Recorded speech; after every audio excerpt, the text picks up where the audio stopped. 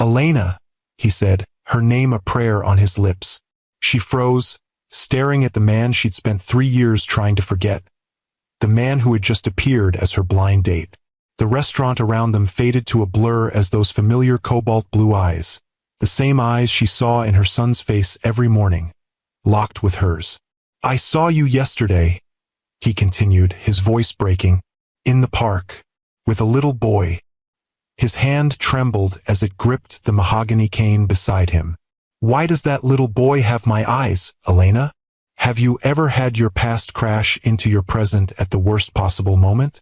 When the person who shattered your heart suddenly reappears, demanding answers you never thought you'd have to give." For Elena, 3 years of carefully rebuilding her life crumbled in an instant when her billionaire ex, the man who abandoned her without a word, appeared as her blind date, asking about the son he never knew existed. But what if everything she believed about his disappearance was wrong? What if the truth was more heartbreaking than abandonment? And could a love once thought dead rise from the ashes stronger than before? Hey, my beautiful queens, how many times have we built walls around our hearts based on stories we've told ourselves? Stories that seemed so clear, so obvious, until they weren't. We've all been there, haven't we? Constructing entire narratives about why someone hurt us, why they left, why they changed. And sometimes, just when we think we've figured it all out, life humbles us with a truth we never saw coming. Today's story is about that moment when everything you thought you knew gets turned upside down. It's about the courage it takes to listen when every instinct tells you to run. Because sometimes, my sisters, the hardest truths to hear are the ones that heal us the most. And sometimes, true love doesn't just survive the storm. It emerges stronger, more beautiful, and more resilient than we ever thought possible. The autumn sun cast long shadows across Elena Blackwood's office as she stared at the invitation on her desk. The elegant cream cardstock bore only a time, an address, and a promise. A chance to begin again. Madeline, her best friend since college, had arranged everything. The reservation at Celestial, Chicago's most exclusive rooftop restaurant, the mystery date, even the babysitter for Leo. "It's been 3 years, Elena," Madeline had insisted over lunch last week, her voice gentle but firm. "You can't keep living in the past. One dinner. That's all I'm asking." Elena traced her fingers over the embossed lettering. 3 years since Liam Westbrook had vanished from her life without explanation. 3 years of rebuilding herself from the shattered pieces he'd left behind. 3 years of raising their son alone. A son Liam didn't even know existed. The thought of Leo brought an involuntary smile to her face. At 3, he was all curious energy and mischievous grins, with eyes the exact shade of cobalt blue as his father's. Those eyes had been the first thing she'd noticed about Liam when they'd met at a charity auction 4 years ago. That and the quiet confidence with which he'd outbid everyone for a painting she'd been admiring. "You seemed drawn to it," he'd said later, presenting her with the small landscape. "I thought it belonged with you." Elena pushed the memory away and slipped the invitation into her purse. Perhaps Madeline was right. Perhaps it was time to step out of the shadows of what might have been and into whatever future awaited her.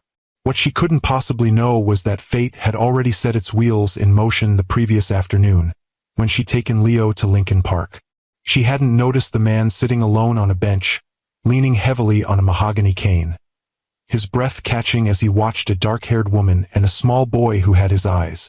The evening air held the first hint of October's chill as Elena stepped out of the taxi in front of Celestial. The restaurant occupied the top floor of the Archer building, its glass walls and retractable roof offering panoramic views of Chicago's glittering skyline. She smoothed the silk of her midnight blue dress, a color she'd once been told brought out the amber flecks in her brown eyes, and took a steadying breath. "Just dinner," she reminded herself. "Nothing more." The maitre d' greeted her with practiced warmth. "Ms. Blackwood, your party is already seated. Please, follow me." Elena trailed behind him through the dimly lit restaurant, past tables of Chicago's elite engaged in quiet conversation. Candles flickered in hurricane glasses, casting golden light across white tablecloths. The maitre d' led her to a secluded corner where the city spread out below like a carpet of stars. A man sat with his back to her, his broad shoulders outlined against the night sky. Something about the set of those shoulders sent a jolt of recognition through Elena, but she dismissed it as nerves. Until he turned. Time seemed to stop, the restaurant fading to a distant blur around them. Liam Westbrook, older, leaner, with threads of silver at his temples that hadn't been there 3 years ago, looked up at her with the eyes she saw every morning in her son's face. "Elena," he said, her name a prayer on his lips. She couldn't move, couldn't breathe. The maitre d' pulled out her chair, oblivious to the storm raging within her. Elena sank into it mechanically, her knees suddenly unable to support her. "What is this?" she finally managed, her voice barely above a whisper. "I didn't know it would be you," Liam said quickly. "I swear. My assistant arranged it, a blind date. I never imagined." He trailed off, his eyes never leaving her face, drinking her in as if she might disappear. "You look beautiful." Elena's shock gave way to a slow-building fury. 3 years of silence, of wondering, of crying herself to sleep, and he sat there telling her she looked beautiful? "I'm leaving," she said, reaching for her purse. "Elena, please." Liam's voice cracked with emotion. "Just 5 minutes. That's all I'm asking." Something in his tone made her pause, a vulnerability she'd never heard from him before. It was then that she noticed the mahogany cane resting against the table, its handle worn smooth, as if from constant use. 5 minutes, she agreed coldly. "Then I never want to see you again." Relief washed over his face, followed quickly by a shadow of pain. "Thank you." He shifted in his seat, a slight grimace betraying discomfort. "I saw you yesterday in Lincoln Park." Elena's heart stuttered. "What? You were by the duck pond, with a little boy." Liam's eyes glistened in the candlelight. "Why does that little boy have my eyes, Elena?" The directness of the question knocked the air from her lungs. Of all the scenarios she'd imagined for this moment, if it ever came, none had prepared her for the raw emotion in Liam's voice. "His name is Leo," she said finally. "He's 3 years old." Liam closed his eyes briefly, as if absorbing a physical blow. 3 years, he repeated. "Which means?" "I found out I was pregnant 2 weeks after you disappeared." The words came out sharper than she intended, edged with the pain of 1,000 sleepless nights. "The night you were supposed to propose."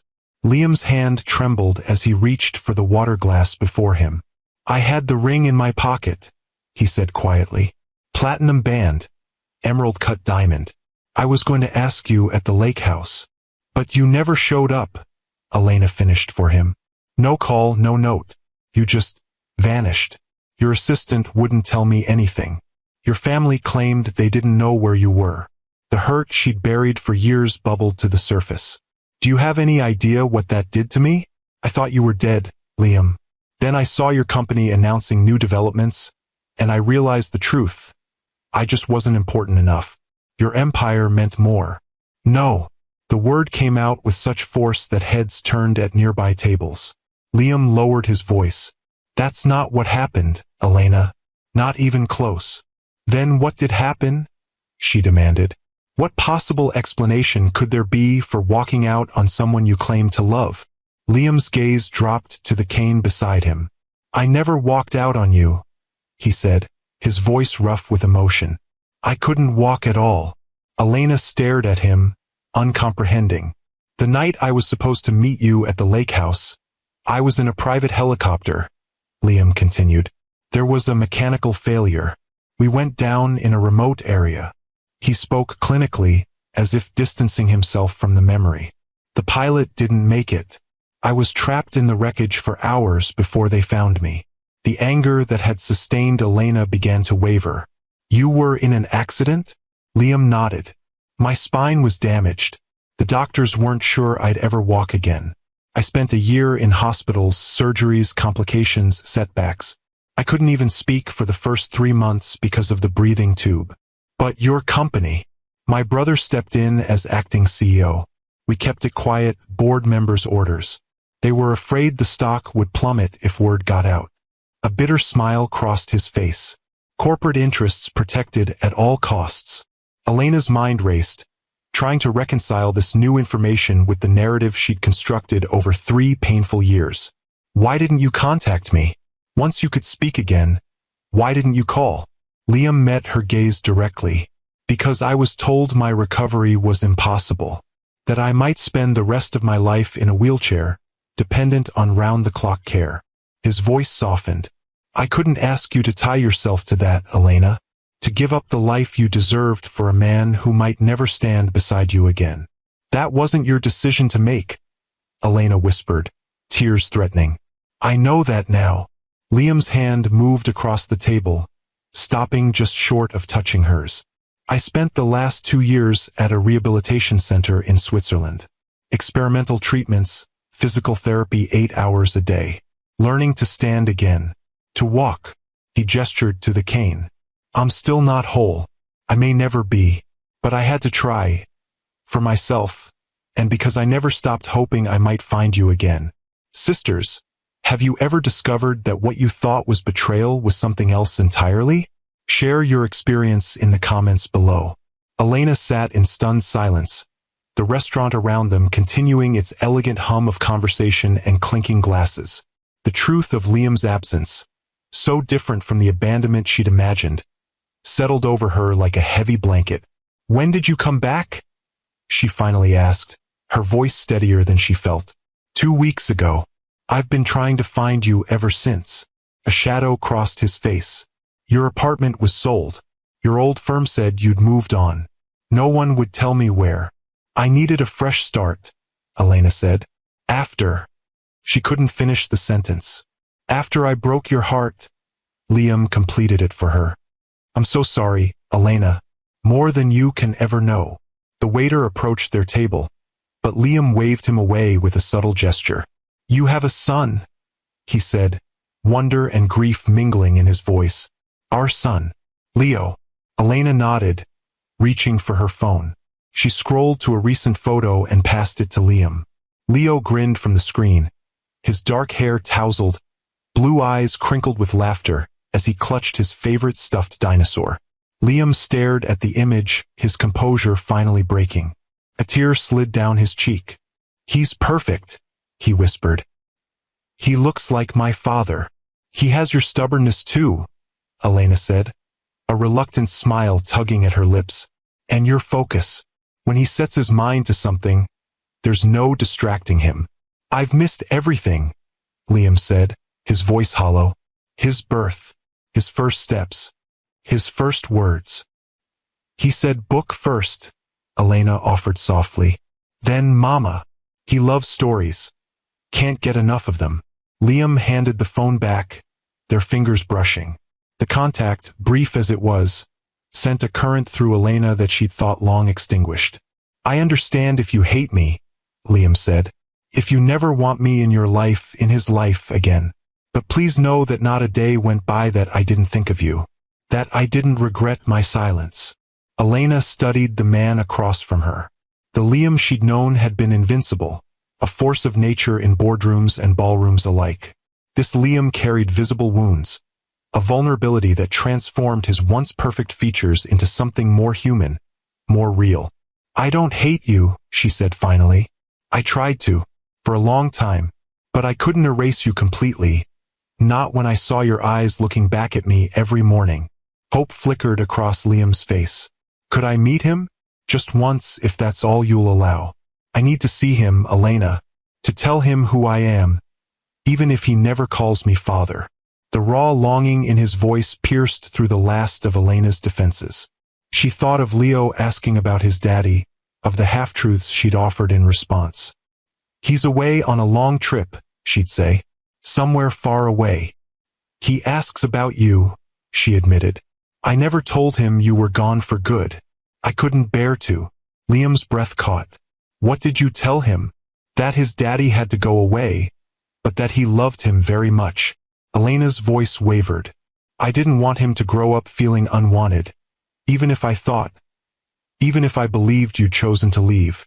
Thank you for that kindness, Liam said, especially when you had every reason to think the worst of me. The city lights blurred through Elena's tears. 3 years of certainty were crumbling around her, leaving her adrift in possibilities she'd long since abandoned.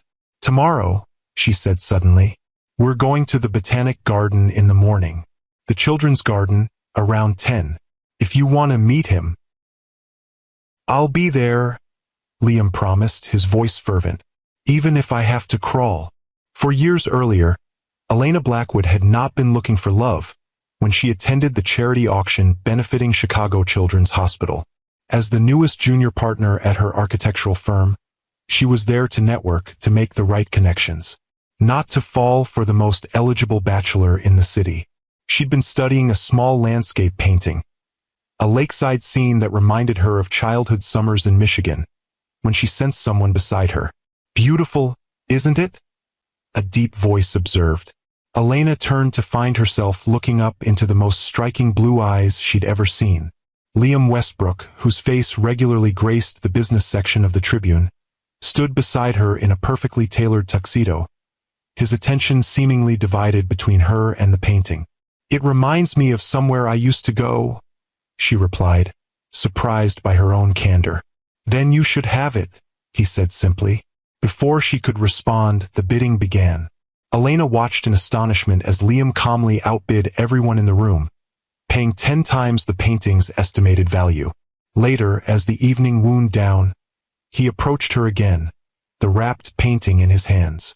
"You seemed drawn to it," he said, offering her the package. "I thought it belonged with you."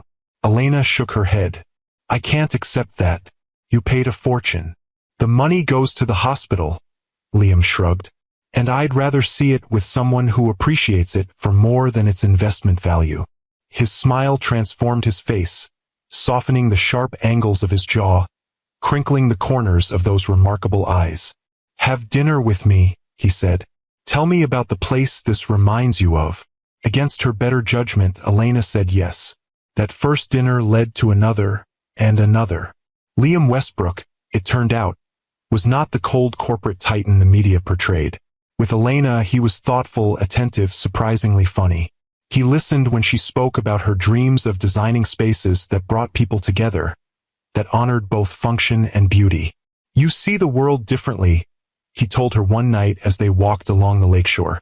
"Most people in my world only see opportunities, properties to develop, deals to close.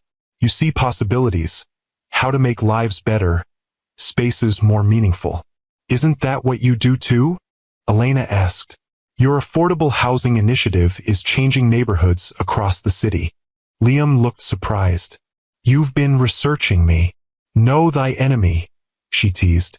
"Isn't that what they say?" He laughed, then grew serious. "Is that what I am? Your enemy?" Elena stopped walking, turning to face him.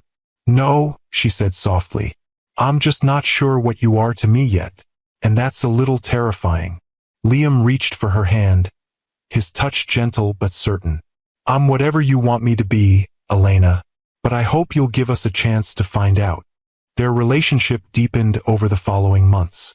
Elena was introduced to Liam's world of wealth and privilege, charity galas, private jets, weekend escapes to his lake house in Wisconsin. She met his family, his imperious mother, Vivian, who assessed Elena with cool appraisal, his younger brother, Marcus, whose charm seemed practiced in comparison to Liam's natural warmth. "They'll warm up to you," Liam assured her after a particularly frosty dinner at the Westbrook family estate. "They're just protective." "Of you or the family name?" Elena asked, only half joking. Liam's expression turned serious. "I don't care what they think, Elena. Care about you, about us." Despite the differences in their backgrounds, they fit together in ways Elena had never experienced. Liam challenged her to think bigger about her career. She reminded him of the human impact behind his business decisions. When she was offered a position at a prestigious firm in New York, Liam was the one who encouraged her to negotiate for what she deserved. "Don't settle," he told her. "Not in your work, not in your life." By their 1-year anniversary, Elena had moved into Liam's penthouse overlooking the lake.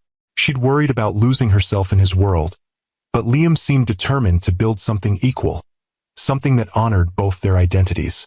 I've never felt this way about anyone, he confessed one night as they lay tangled in sheets, the city lights twinkling beyond the windows. You make me want to be better, Elena, to build something that matters. 3 months later, he mentioned marriage for the first time. Not a proposal, but a question about their future. Have you thought about it? He asked as they walked through the Art Institute, his fingers laced with hers. About us? Long term? Elena's heart had skipped. Have you? His smile was answer enough. I want a life with you, Elena. All of it, the house, the family, growing old together. I just need to know if that's something you want too. Yes, she'd whispered, standing on tiptoe to kiss him. That's exactly what I want. The night everything changed began like any other. Liam called from his office, excitement in his voice. I've got a surprise for you, he said. Pack a bag for the weekend. I'll pick you up at 7, and we'll head to the lake house. Elena smiled, already suspecting what the surprise might be. They talked about marriage enough in recent weeks that she'd begun to wonder when he would ask. The lake house, their favorite retreat from the city, seemed the perfect setting. I'll be ready, she promised. But 7 o'clock came and went. Then 8, then 9. Elena's calls went straight to voicemail. By midnight, worry had eclipsed anticipation. This wasn't like Liam. He was unfailingly punctual, and he always called if plans changed. When morning came with still no word, Elena called his office, his brother, even his mother. No one had answers, or if they did, they weren't sharing them. Days stretched into weeks. Elena filed a missing persons report, but the police found nothing suspicious. Liam's passport hadn't been used. His credit cards showed no activity. It was as if he had simply vanished.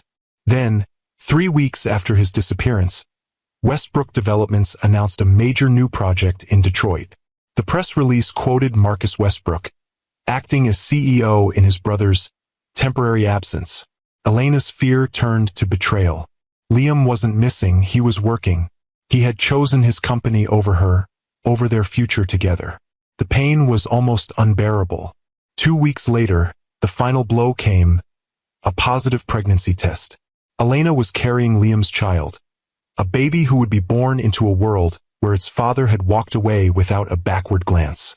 With nowhere else to turn, Elena made the hardest decision of her life. She resigned from her position at the firm, sold most of her possessions, and moved to Minneapolis to start over. She would raise this child alone, away from the shadow of Liam Westbrook and the life they'd almost had. What Elena couldn't know was that at the exact moment she was staring at that positive test, Liam was lying in a hospital bed hundreds of miles away, fighting for his life. The night he was supposed to meet Elena, Liam had indeed been on his way to her, the ring secure in his pocket, his future bright with promise. The company helicopter was a last-minute decision. A traffic accident had closed the expressway, and he couldn't bear the thought of being late. Not tonight of all nights. We can be at the lake house in 40 minutes, sir, the pilot had assured him. They were 20 minutes into the flight when the engine failed. The pilot's last words, "Brace for impact," were followed by a sickening lurch, the scream of metal, and then darkness. Liam woke 3 days later in a rural hospital, his body broken, his voice silenced by a breathing tube. Through a haze of pain and medication, he learned the devastating news. The pilot had died on impact. Liam himself had suffered a spinal cord injury that left him unable to move his legs. The doctors were uncertain if he would ever walk again. Marcus arrived within hours of Liam regaining consciousness. His brother's handsome face was drawn with worry as he leaned over the hospital bed. "Thank God you're awake," Marcus said. "We've been out of our minds." Liam tried to speak, but the tube prevented it. He gestured frantically, miming writing. Marcus understood. "You want to know about Elena?" Liam nodded desperately. "She's been calling, looking for you," Marcus admitted. "But the board thought it best not to say anything yet. The company stock is already volatile with rumors about your condition. If word gets out that you might be permanently affected, it could trigger a sell-off." Liam's eyes widened in disbelief. He gestured again for something to write with. Marcus hesitated, then handed him a pen and pad. Liam's hand shook as he scrawled. Tell her. The doctors say your recovery could take years. Liam, if it happens at all. Marcus's voice softened. Do you really want to tie her to that? To watching you struggle? To a life as a caretaker? Liam wrote again, my choice. Hers. Mother agrees with me, Marcus continued, as if Liam hadn't responded. Elena is a lovely woman, but she's young.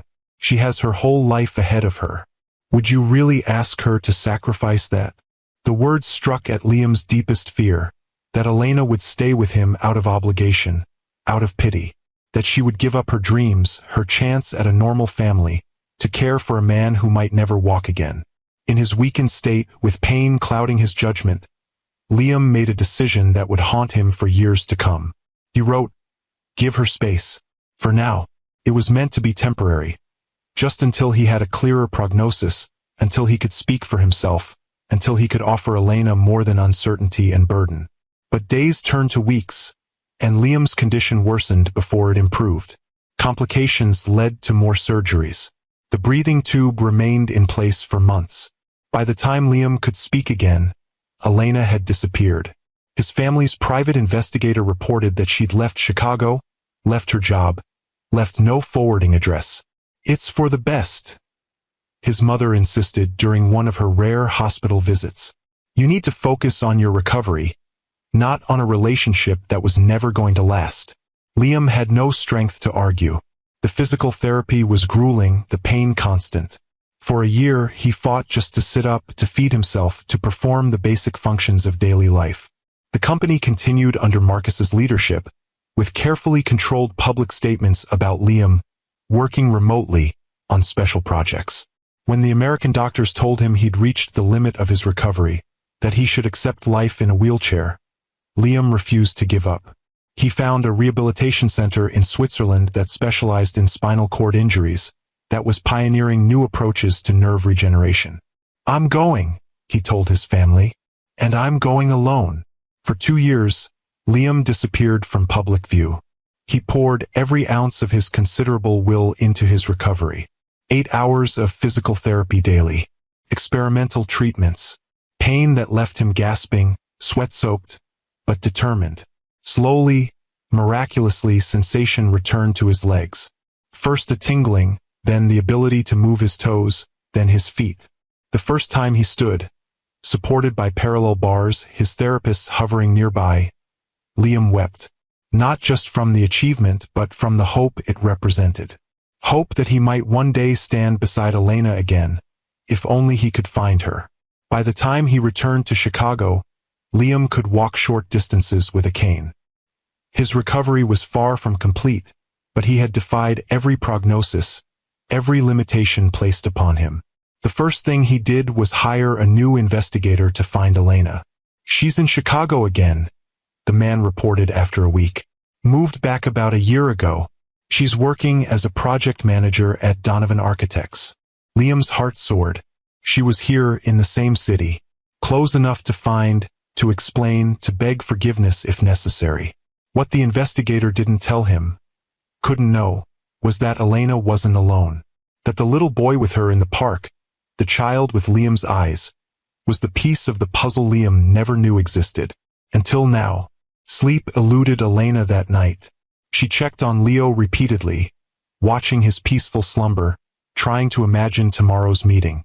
Would he see the resemblance immediately, this little boy with an old soul's perception?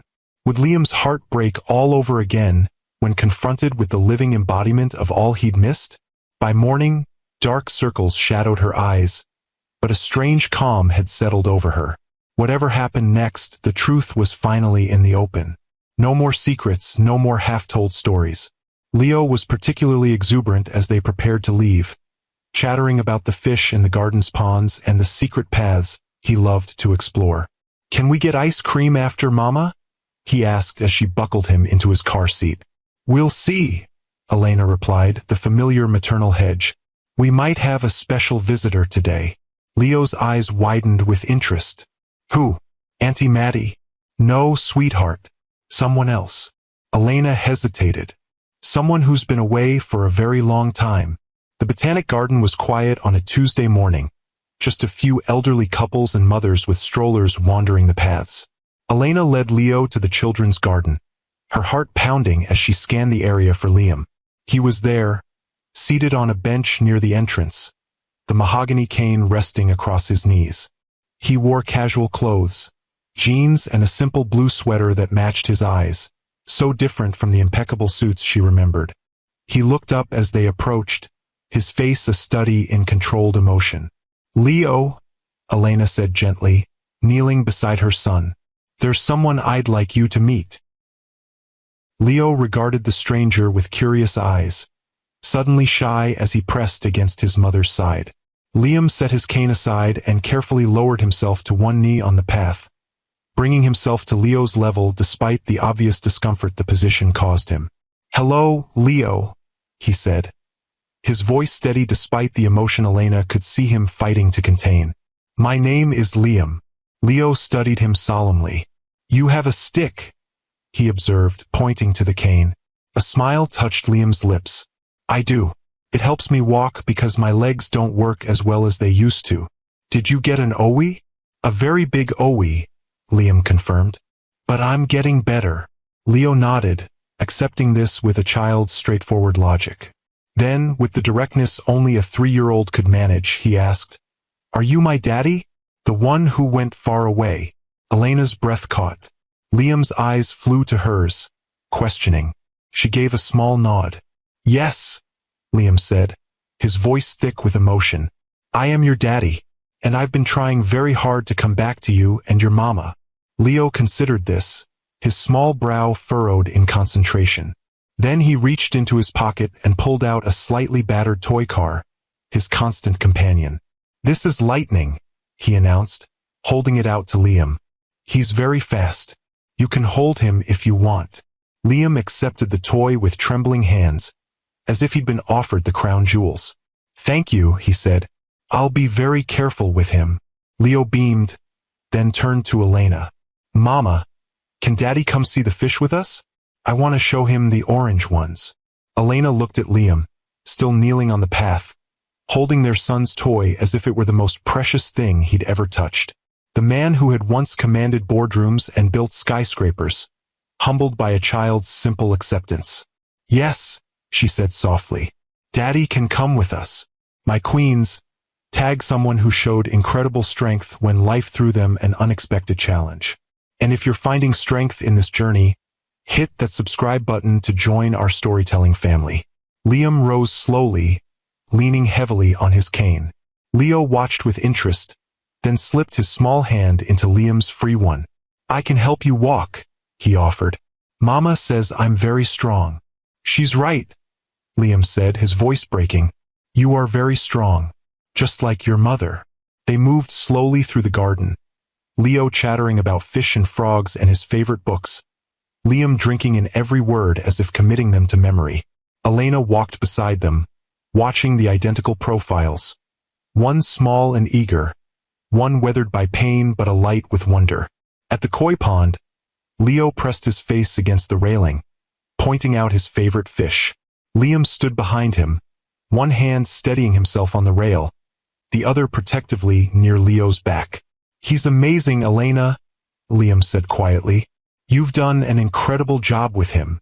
"He makes it easy," she replied. "He has a good heart, like his mother." Liam's gaze held hers. "I know I have no right to ask for anything more than this moment, but I've lost 3 years of his life, of your lives. I want to be part of whatever comes next, if you'll allow it." Before Elena could respond, Leo tugged at Liam's hand. "Can you come to my house? I want to show you my dinosaurs. I have 17. Liam looked to Elena, the question clear in his eyes. "Maybe another day, Leo," she said gently. "Liam, Daddy, probably has other things to do today." "I don't," Liam said quickly. "Nothing more important than this." The simple sincerity in his voice weakened Elena's resolve. "All right," she conceded. "You can come over for lunch.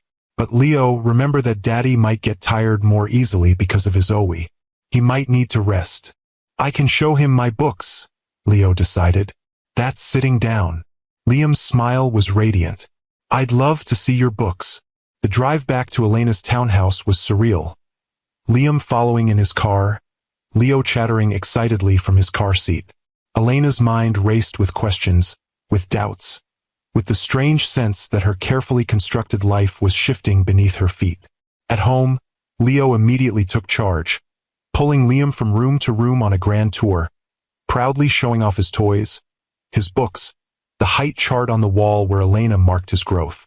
"And this is where I sleep," he announced, leading Liam into his bedroom with its dinosaur-themed bedding and star-patterned ceiling. "Mama painted the stars. They glow in the dark. It's wonderful," Liam said, taking in every detail of his son's life with hungry eyes. Elena watched from the doorway, her heart constricting at the sight of them together. Liam sitting on the edge of Leo's bed, examining each treasured toy with appropriate reverence. Leo explaining their names and special powers with solemn importance. This was what should have been. What could have been if fate hadn't intervened. When Leo finally ran out of things to show, Elena suggested lunch. "Why don't you wash your hands, sweetheart? I'll make sandwiches." In the kitchen, Liam insisted on helping despite his limited mobility. "I'm not completely useless," he said with a self-deprecating smile. "I can still slice tomatoes." They worked side by side, the domestic simplicity of the task at odds with the complexity of their situation. "I can see you're still getting used to it," Elena observed, watching him adjust his stance to maintain balance while cutting. "The cane. It's better than it was," Liam replied. 6 months ago I needed 2. A year before that, a wheelchair." He glanced toward the living room where Leo was arranging his dinosaurs in a complex formation on the coffee table. "The doctors say I might eventually graduate to just a walking stick for longer distances." "Small victories." Elena handed him a plate. "It's not small, Liam. It's remarkable." Their fingers brushed, and for a moment, they were frozen in the contact, years of separation compressed into a single touch. "Mama, Daddy, look at my dinosaurs." Leo's voice broke the spell.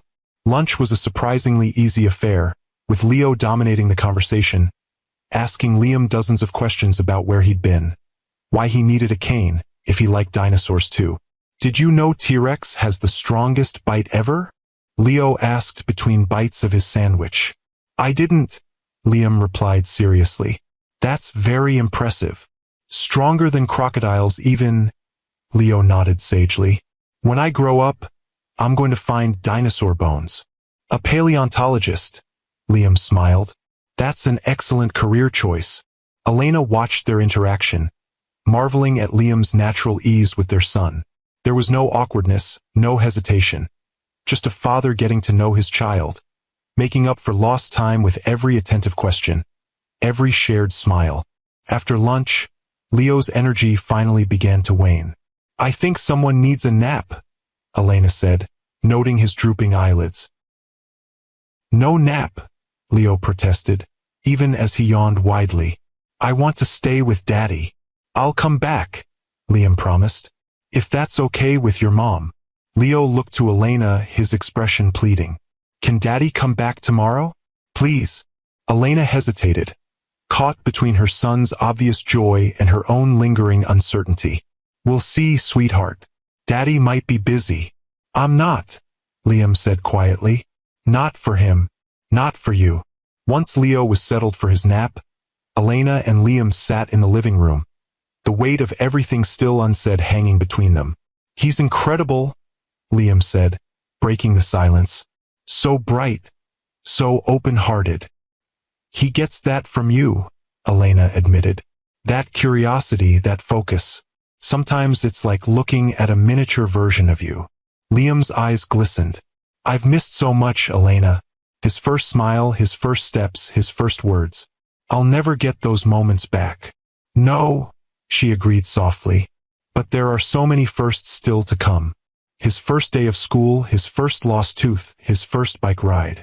Hope bloomed in Liam's expression. "Are you saying?" "I'm saying he deserves to know his father," Elena said carefully.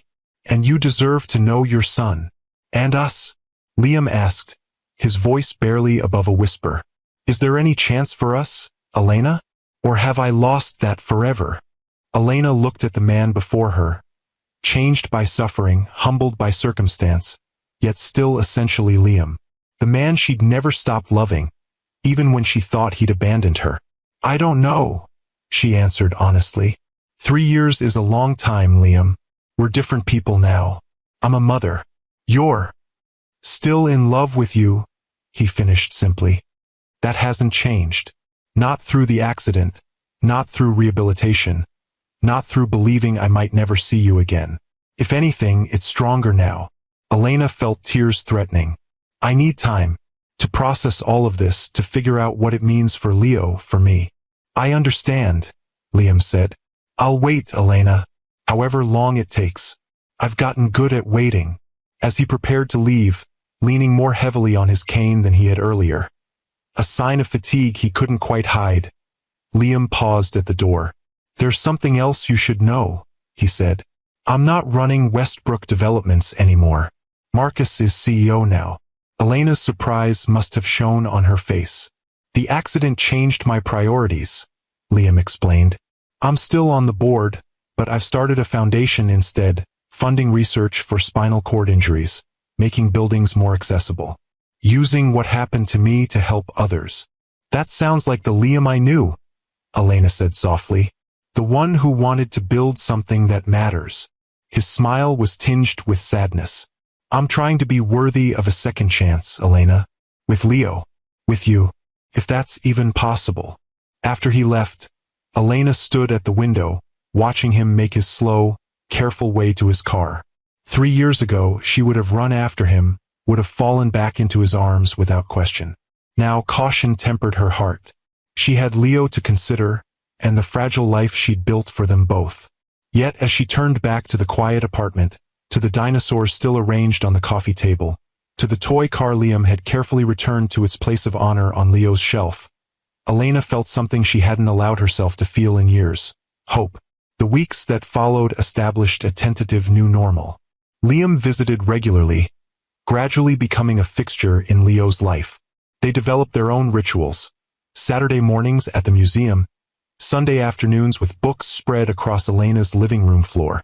Leo blossomed under his father's attention, his natural confidence growing as he basked in the love of both parents. Elena watched their relationship develop with a mixture of joy and trepidation. Joy at seeing her son so happy, at witnessing the bond that formed so naturally between them. Trepidation at the growing realization that her own feelings for Liam were resurfacing, stronger and more complex than before. He's different, Madeline observed over coffee one morning, after Leo had proudly introduced his father to his Auntie Maddie the previous weekend. Softer somehow. Less invincible, Elena suggested. Exactly. The Liam Westbrook I remember was untouchable. This man. Madeline shook her head. He looks at you and Leo like you're his whole world. We're not together, Elena reminded her friend. We're co-parenting. That's all. Madeline's knowing smile said she didn't believe that for a second. Whatever you say, honey. Just remember, sometimes the universe has a way of bringing people back together for a reason. The universe, it seemed, had other plans entirely. 3 months after Liam's reappearance in their lives, Leo woke one morning burning with fever, his small body racked with chills. Mama, he whimpered. My head hurts. The pediatrician diagnosed a severe ear infection that had spread, recommending immediate hospitalization for 4 antibiotics. Elena called Liam from the emergency room, her voice shaking. I'm on my way, he said without hesitation. He arrived within 20 minutes, moving faster than Elena had ever seen him, his cane tapping a urgent rhythm on the hospital floor. The sight of Leo, small and pale against the white sheets, stopped him in his tracks. Hey, buddy, he said softly, crossing to the bed. Not feeling so good, huh? Leo's eyes brightened slightly at the sight of his father. Daddy, he whispered. My ear is really owy. I know, champ. Liam sat carefully on the edge of the bed, taking Leo's small hand in his. But these doctors are going to make it better. And Mama and I are going to stay right here with you. Elena watched from the doorway as Liam leaned close, whispering something that made Leo smile despite his pain. In that moment, she saw what she'd been trying to deny for months. They were already a family. Not the one she'd imagined years ago, but perhaps something stronger, forged through separation and reunion, through pain and healing. The next 48 hours became a blur of doctors, nurses, medication schedules, and fitful sleep in uncomfortable hospital chairs. Liam never left, despite the obvious toll it took on his still recovering body.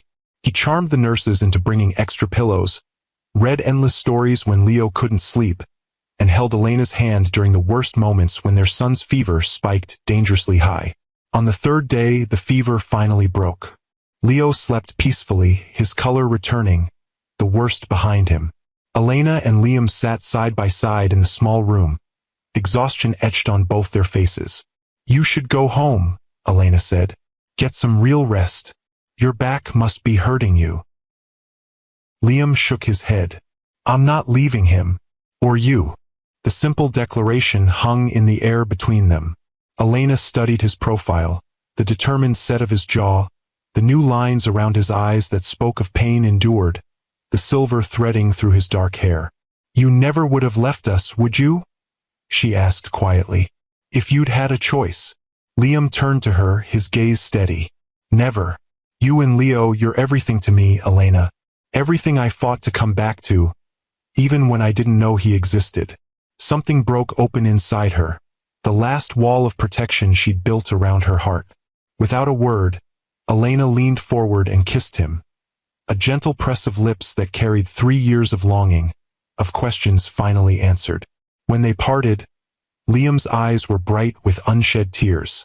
"I don't deserve this second chance," he whispered. "Yes, you do," Elena replied. "We all do. If you've ever had to choose between your heart and your head, like if this resonates with you, what would you do in Elena's position?" Leo's recovery marked a turning point. As he regained his strength, the tentative boundaries Elena had maintained began to dissolve. Liam stayed over some nights, first on the couch, then eventually sharing her bed. They moved cautiously, relearning each other, discovering the ways they'd both changed and the essential truths that remained the same.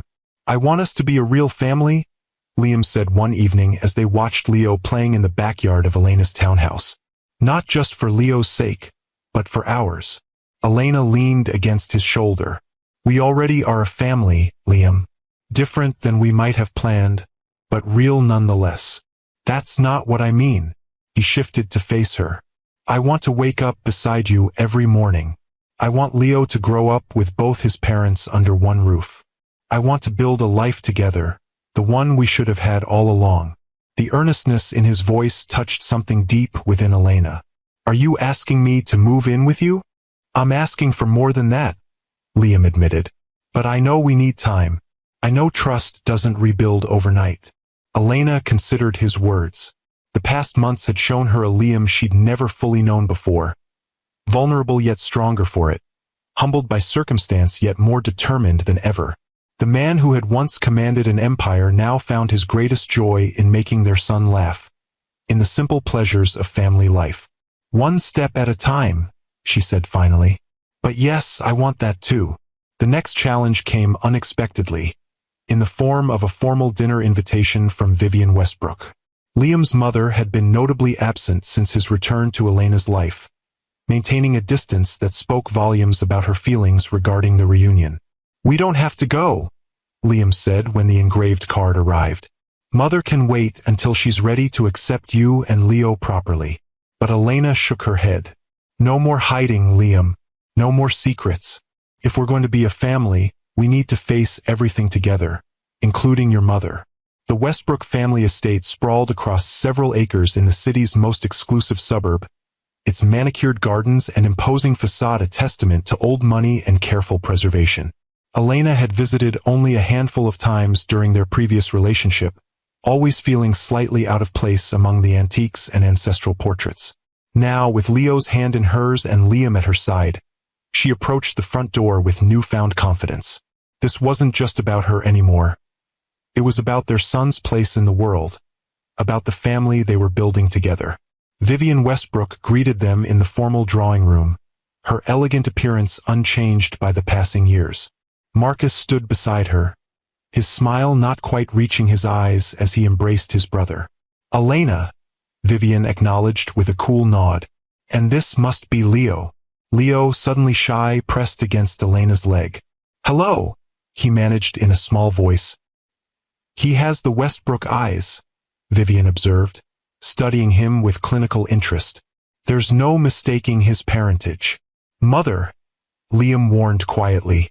Dinner proceeded with strained politeness, the conversation carefully navigating around the 3 years of separation. Leo, sensing the tension, remained unusually quiet, answering questions about school and his interests with uncharacteristic brevity. It was during dessert that Marcus finally broached the subject they'd all been avoiding. "The board is asking questions, Liam, about your plans, about the future of the company." "My plans haven't changed," Liam replied evenly. "You're doing an excellent job as CEO. I'm happy with my foundation work. But surely now that you're recovered," Vivian interjected, her gaze flicking to the cane resting against Liam's chair, "you'll want to resume your rightful position." "My recovery is ongoing, Mother, and my priorities have shifted." Liam's hand found Elena's under the table. "My family comes first now." "Family?" Vivian repeated, the word laden with unspoken judgment. "Yes, well, speaking of family, there are certain arrangements that should be discussed. For the boy's future." "Leo," Elena corrected firmly. "His name is Leo." "Of course," Vivian conceded with a thin smile. "For Leo's future. The Westbrook name carries certain responsibilities, certain expectations." Liam's posture stiffened. "Leo will grow up knowing who he is and where he comes from. But Elena and I will decide what's best for him. Not the board, not the family legacy." "You've always been idealistic, Liam," Marcus said with a patronizing smile. "But reality has a way of asserting itself. The company needs strong leadership. The Westbrook name needs protection." "Protection from what, exactly?" Elena asked, her patience wearing thin. Marcus's gaze shifted to her. "From complications. From distractions." "Like me?" Elena challenged. "Or like the truth about why Liam disappeared for 3 years?" A heavy silence fell over the table. Leo looked up from his dessert, sensing the shift in atmosphere. "Mama," he whispered, "can we go home now?" "Soon, sweetheart," Elena assured him, then turned back to the Westbrooks. "You kept us apart. You let me believe Liam had abandoned me, abandoned our child. And now you sit here talking about family legacy." "We did what was necessary," Vivian said coldly. Liam was in no condition to make decisions. The company was at risk. "The family name," Liam interrupted, his voice quiet but firm. "My family is sitting right here, Mother. Elena and Leo. They are my priority, my legacy, my future. If you can't accept that, then we have nothing more to discuss." He stood carefully, leaning on his cane. "Elena, Leo, I think it's time we went home." As they drove away from the estate, Leo already dozing in his car seat, Elena reached for Liam's hand. "Are you okay?" Liam's expression was thoughtful. "You know, for years I tried to live up to the Westbrook name, to be worthy of the legacy. It took losing everything to realize what actually matters." He squeezed her fingers. "I won't let them come between us again, Elena. Not ever." "They won't," she promised. "We're stronger now. All of us." The confrontation with the Westbrooks marked a final turning point. With the past fully exposed, with all secrets laid bare, Elena and Liam could finally look toward the future without shadows hanging over them. Spring arrived, bringing with it Leo's 4th birthday. They celebrated at the Botanic Garden, the place where their family had truly begun to heal, with a small gathering of friends. Madeline was there, taking far too many photos and spoiling Leo shamelessly. Even Marcus came without Vivian, bringing an extravagant gift and an awkward but seemingly genuine attempt at reconciliation. As the party wound down, Liam asked Elena to walk with him to the Japanese garden, leaving Leo happily occupied with Madeline and his new toys. "I have something to show you," he said, leading her along the winding path to a secluded corner where cherry trees bloomed in delicate pink profusion. Elena gasped softly. In the center of the small clearing stood the painting, the lakeside scene from the charity auction where they'd first met, now mounted on an elegant easel. "You kept it?" she whispered, moving closer to the familiar landscape that had started everything. "It was the one thing I insisted on having in my hospital room," Liam said, coming to stand beside her. "When I couldn't speak, couldn't move, it reminded me of you, of what I was fighting to return to." He reached into his pocket and withdrew a small velvet box. Not new, she realized, but worn at the edges, as if it had been carried for a very long time. "I've been carrying this for 4 years, Liam said, his voice steady despite the emotion in his eyes. "I had it with me the night of the accident. The paramedics found it in my pocket when they cut away my clothes." He opened the box to reveal a platinum band with an emerald-cut diamond, exactly as he described that night at the restaurant. "I was going to ask you at the lake house. I had it all planned. Dinner on the dock, the sunset over the water." Liam carefully lowered himself to one knee, balancing with his cane. "Life didn't go according to plan, Elena, but maybe that's the point. What we have now, it's been tested by fire, by time, by pain. And it's still here, stronger than before." He held the ring up to her, the diamond catching the dappled sunlight filtering through the cherry blossoms. "Elena Blackwood, will you marry me? Will you build a life with me? Not the one we might have had, but something new, something even more beautiful because we know exactly how precious it is." Tears blurred Elena's vision as she looked down at this man, once so powerful, now humbled but somehow stronger. Once perfect in her eyes, now beautifully, humanly flawed. "Yes," she said, her voice breaking on the word. "Yes, Liam, I will." As he slipped the ring onto her finger, a perfect fit, as if time had been waiting for this moment, Leo's voice called out from the path. "Mama! Daddy!" He ran toward them, stopping short when he saw Liam kneeling. "Why are you on the ground, Daddy? Did you fall?" Liam laughed, holding out his arm to their son. "No, buddy. I was asking Mama a very important question." Leo approached curiously. "What question?" "I asked her to marry me," Liam explained. "To be my wife." Leo's brow furrowed in concentration. "But she's already your family. And I'm your family too." "That's right," Elena said, kneeling beside Liam so they were both at Leo's level. "But getting married is a special promise. It means we'll all live together, always." Leo's face brightened. "In the same house? Every day?" "Every day," Liam confirmed. "What do you think about that?" Leo considered this momentous question with all the seriousness a 4-year-old could muster. Then he nodded decisively. "I think yes. And can I have a dog?"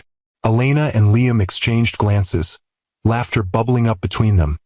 The pure, unrestrained joy of a family finding its way home. "We'll talk about the dog," Elena promised, pulling Leo into their embrace. They were married 3 months later in the garden of the lake house, the place where their story should have begun, now transformed into the setting for their new beginning. The ceremony was small, intimate, with only their closest friends in attendance. Madeline stood as Elena's maid of honor, while Marcus, making tentative steps toward redemption, served as Liam's best man. Leo, resplendent in a miniature suit that matched his father's, carried the rings on a small pillow, his face a study in concentration as he navigated the grassy aisle. Vivian Westbrook did not attend. Her absence was a wound still healing, a relationship that would take more time to mend, if it ever could. But her shadow no longer darkened their joy. As they exchanged vows beneath an arbor of white roses, Elena looked into Liam's eyes and saw their entire journey reflected there. The love they'd found, lost, and reclaimed. The pain that had shaped them.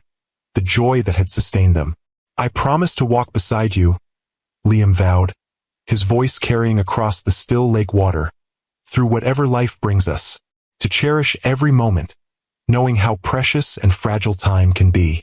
To love you and Leo with everything I am, everything I have, for all the days of my life."